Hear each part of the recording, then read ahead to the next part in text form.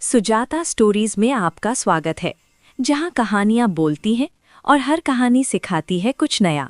आज की कहानी है गधा और सियार की कहानी। एक धोबी के पास एक गधा था। वो धोबी बहुत ही कंजूस और क्रूर स्वभाव का था। वो दिन भर गधे से जी तोड़ मेहनत करवाता था, लेकिन उसे पेट भर खाना नहीं देता था।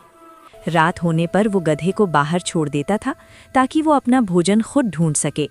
एक रात जब गधा भोजन की तलाश में भटक रहा था, तब उसकी मुलाकात एक सियार से हुई।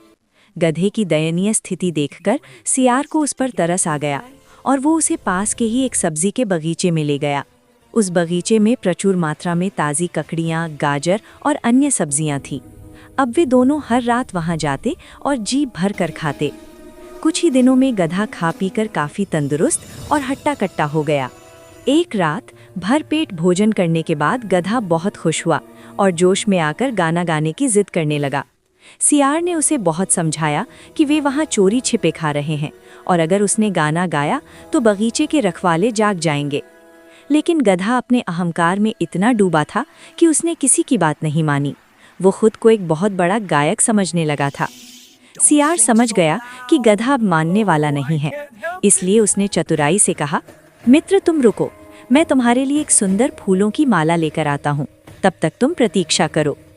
जैसे ही सियार वहाँ से दूर गया, गधे ने जोर जोर से रेंकना यानी गाना शुरू कर दिया। गधे की आवाज़ सुनकर बगीचे के रखवाले तुरंत जाग गए और लाठियाँ लेकर दौड़ पड़े। उन्होंने गधे की इतनी पिटाई की कि वो अधमरा होकर वहीं गिर पड़ा। सियार ने दूर से ये सब देखा और दुखी होते हुए कहा, जो लोग अपने शुभचिंतकों और मित्रों की नेक सलाह नहीं मानते, उन्हें बाद में भारी कष्ट उठाना पड़ता है। इस कहानी से हमें ये शिक्षा मिलती है कि अहंकार और गर्व इंसान की बुद्धि हर लेते हैं,